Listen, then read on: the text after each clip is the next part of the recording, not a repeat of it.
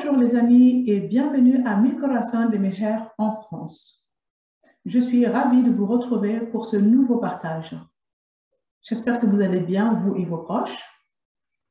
Si vous ne faites pas encore partie de nos abonnés, je vous invite à vous connecter sur notre page Facebook ou sur notre chaîne YouTube, éventuellement sur Instagram, afin de vous abonner. Cela vous permettra aussi de visualiser l'ensemble de nos vidéos et également de recevoir toutes les notifications des prochaines vidéos. Voilà. Alors, aujourd'hui, j'ai eu à cœur de partager avec vous un nouveau thème que j'ai intitulé « Préserve ta langue ». Alors, pour commencer, je vais lire un passage qui est écrit dans Proverbe 13, verset 3, où il est écrit « Qui veille sur ses paroles préserve sa vie.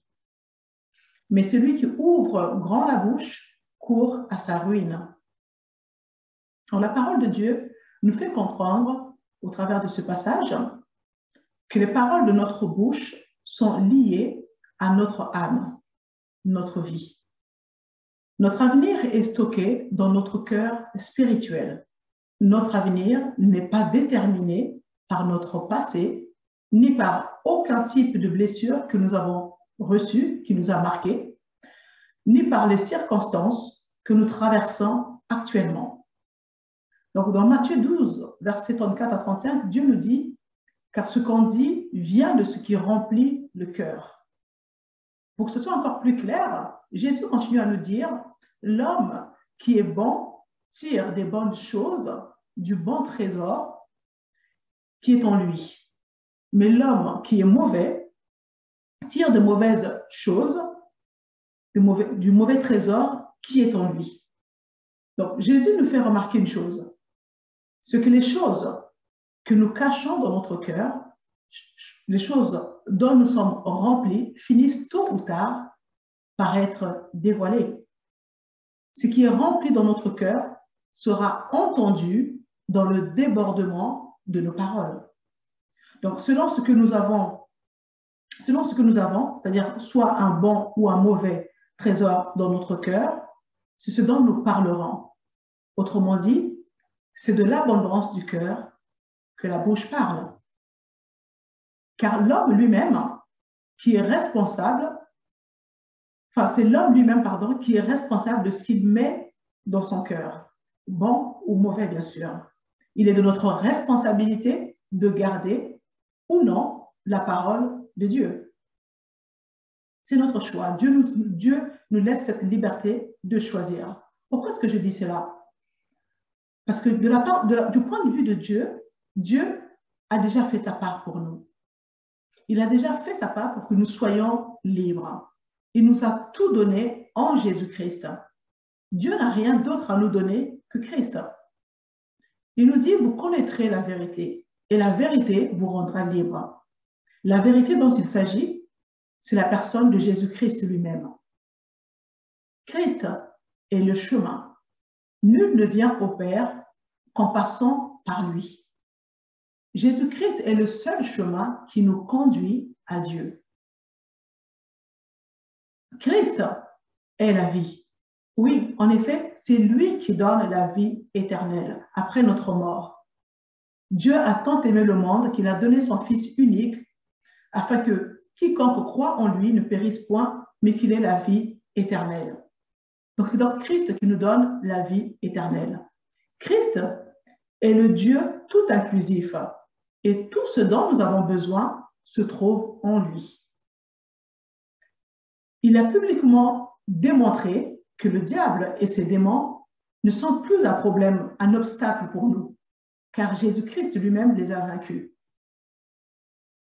La parabole du semeur nous révèle que notre cœur est semblable à une terre.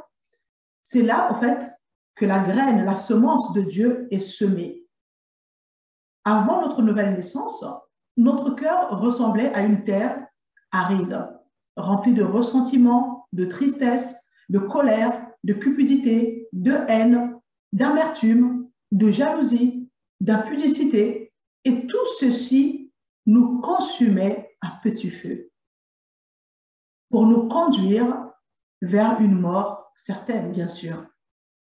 Après être né de nouveau en Christ, Dieu a fait de cette terre qui est notre cœur qui représente donc voilà notre cœur, il a fait de notre cœur une terre fertile pour pouvoir recevoir la semence qui nous vient de lui, donc c'est-à-dire sa parole. Et si nous suivons à la lettre ces recommandations, nous verrons les bons trésors que cela produira en nous, c'est-à-dire la paix, la joie, le bonheur, la stabilité, la santé, etc. Paul nous dit dans Romains 12, verset 3, « Dieu m'a donné la grâce de prononcer un avertissement sur l'orgueil. » Je demanderai à chacun d'entre vous de se vider de son autopromotion et de ne pas créer une fausse image de son importance. Au lieu de cela, évaluez honnêtement votre valeur en utilisant votre foi, donnée par Dieu, comme la norme de mesure. Et vous verrez alors votre vraie valeur avec une estime de soi appropriée. C'est la version passion. Donc, ce qui est mis en évidence ici, c'est que nous recevons tous la même mesure de foi. Elle a été distribuée à chacun de nous à la même quantité. Personne n'a reçu plus de foi par rapport à l'autre. En effet, avec Dieu, il n'y a pas de favoritisme. Dieu nous aime tous de la même manière. Donc, je vous dis cela avec certitude, parce que j'ai la conviction que Jésus vit en moi, il vit en vous, et cela fait de nous tous ses enfants préférés. Jésus est le Fils bien-aimé, en qui Dieu a mis toute son affection. Ce Fils vit en nous à travers la personne merveilleuse du Saint-Esprit. Celui qui rejette le Fils, c'est-à-dire Jésus, rejette le Père. Et quiconque embrasse le Fils, embrasse aussi le Père. Dans Romains 12, 3, il est écrit « Ne vous croyez pas plus important que vous n'êtes, mais que chacun de vous se juge comme il est, selon la mesure de foi que Dieu lui a donnée en partage. » Nous devons garder l'équilibre, mes amis. La mesure de foi, c'est l'équilibre qui nous aide à nous voir comme nous devrions nous voir nous-mêmes. Car au moment où nous sommes nés de nouveau, cette mesure de foi a été imprimée dans notre esprit, né de nouveau, et cela est parfait en nous. Parce que c'est dans l'esprit de Dieu que cela a été fait.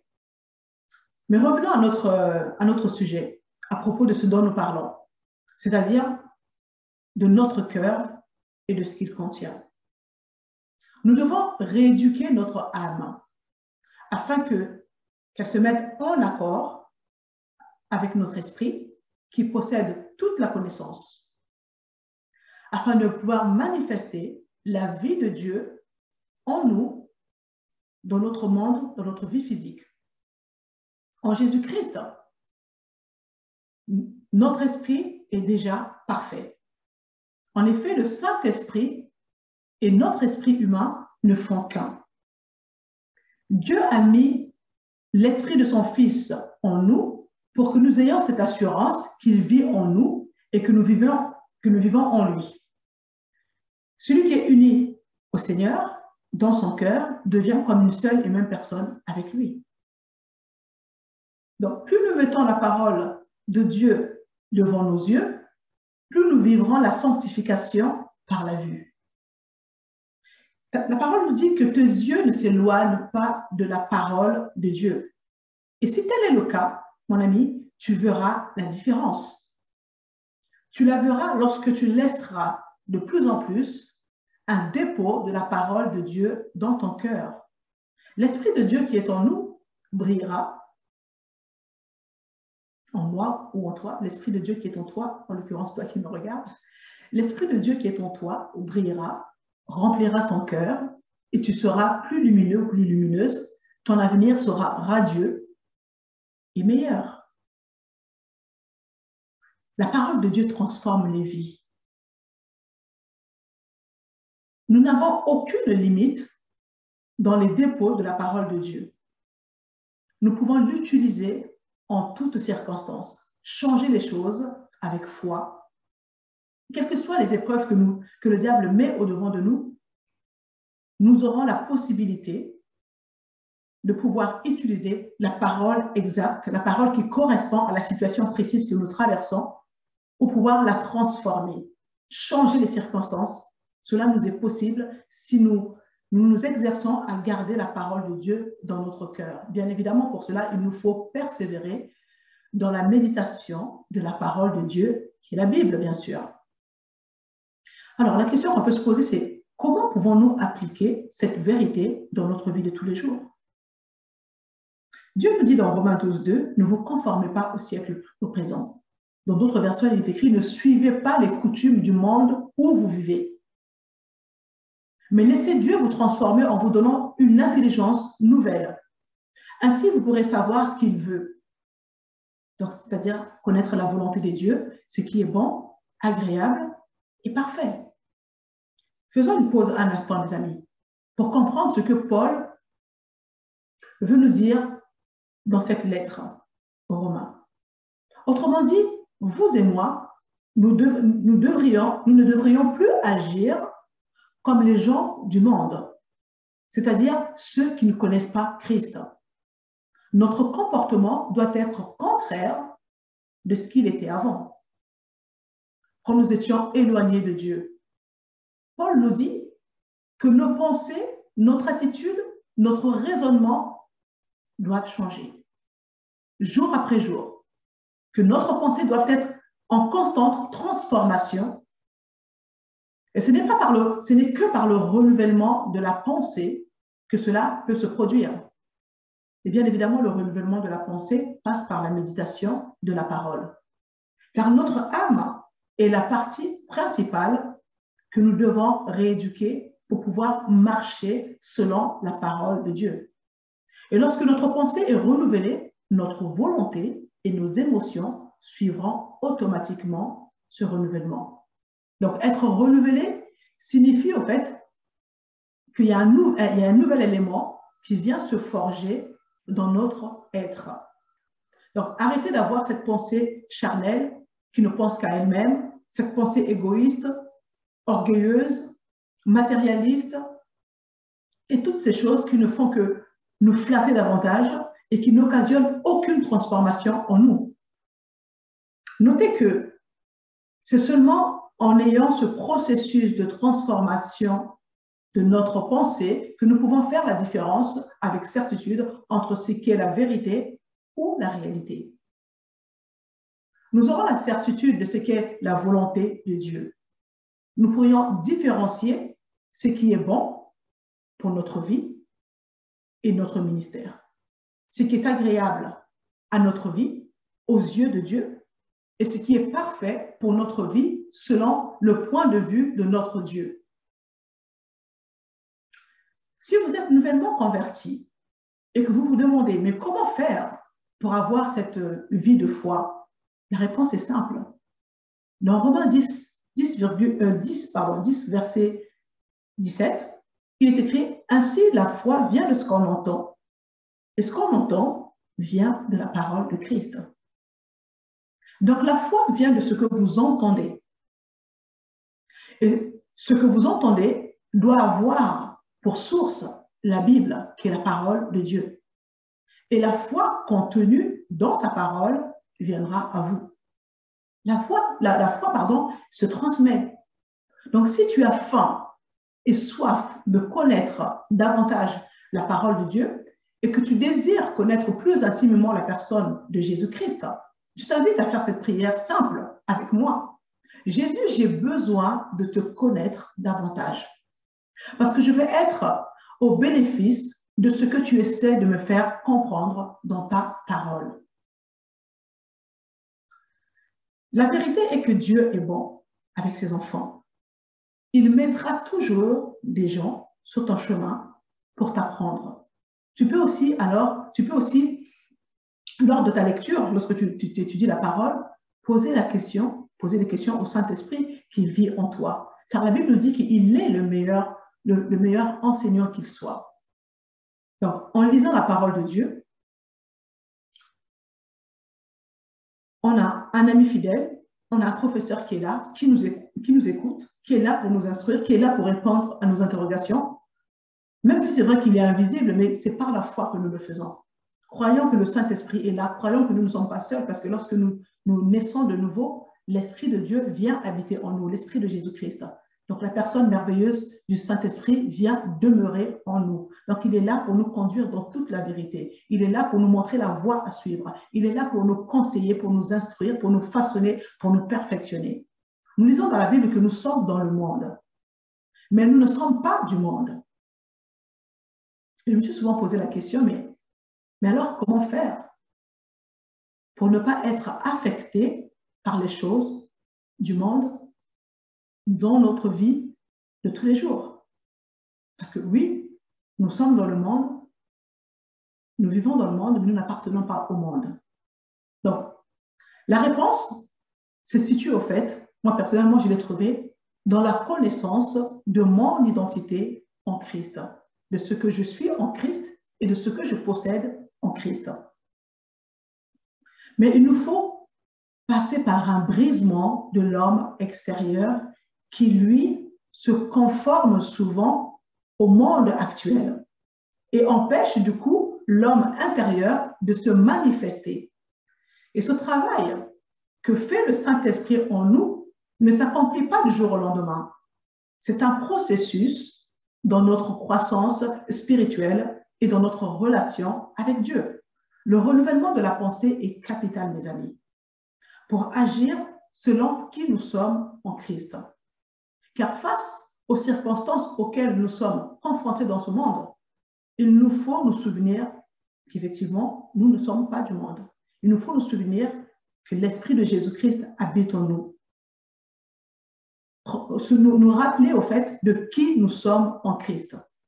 Et marcher, du coup, poser des actions en fonction de cette identité, en fonction de qui nous sommes réellement en Jésus-Christ. Donc, apprendre à ne pas accorder l'importance aux choses, aux paroles de l'ennemi. Ne pas lui donner cette satisfaction. N'oublions pas que Satan ne peut pas lire dans nos pensées. Mais il nous observe de l'extérieur pour avoir une idée de l'impact de ces mensonges, de ces attaques, parce qu'effectivement, il nous attaque par la pensée. Le champ de bataille, c'est bien nos pensées. Donc, l'ennemi à l'extérieur nous observe. Il essaie d'avoir une idée de l'impact de ces attaques, de son influence sur nous.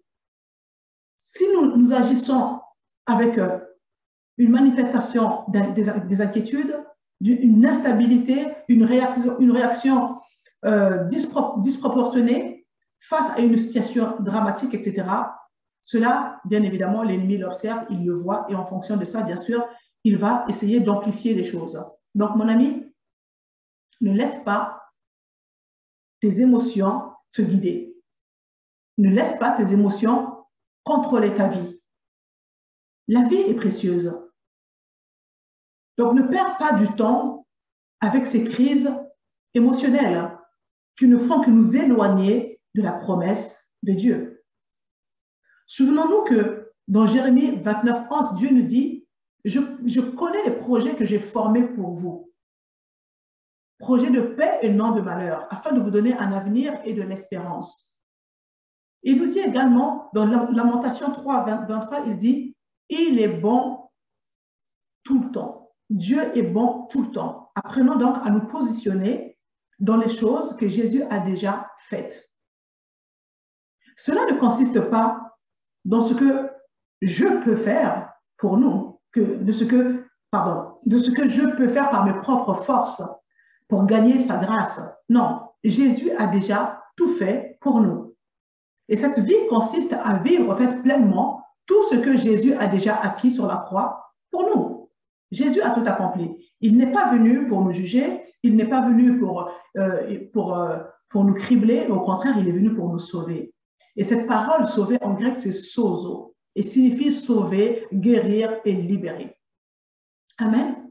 Jésus a combattu le bon combat pour nous. Nous sommes plus que vainqueurs. La victoire a été remportée par Jésus-Christ sur la croix. Il a effacé l'acte dont les ordonnances nous condamnaient et qui subsistait contre nous. Il l'a éliminé en le clouant à la croix.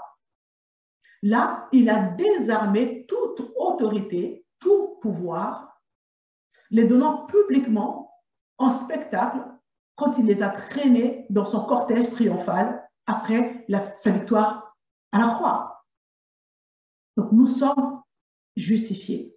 Mon ami, tu n'as plus besoin de vivre dans la condamnation, peu importe ton passé. Si tu es né de nouveau, Jésus-Christ t'a déjà justifié. La domination de Satan a été brisée sur ta vie à partir du moment où tu es devenu une nouvelle création en Jésus-Christ. Il s'agit donc de la nouvelle naissance. Jésus est venu t'offrir une rédemption définitive et éternelle. Je vous invite à vous asseoir un instant et à méditer un petit peu sur la grandeur de la miséricorde de Dieu. Passez un temps de réflexion sur l'immensité de la bonté de Dieu sur votre vie, sur ce qu'il a déjà accompli pour vous, qu'il vous reste juste à être saisi au fait. Vous n'avez pas d'effort à fournir. Il vous suffit simplement de mettre votre foi, de croire en cela et de prendre possession de ce que Jésus-Christ a déjà accompli pour votre justification éternelle. Réalisez-vous combien Dieu vous aime? Et vous, est-ce que vous réalisez combien Dieu vous veut du bien?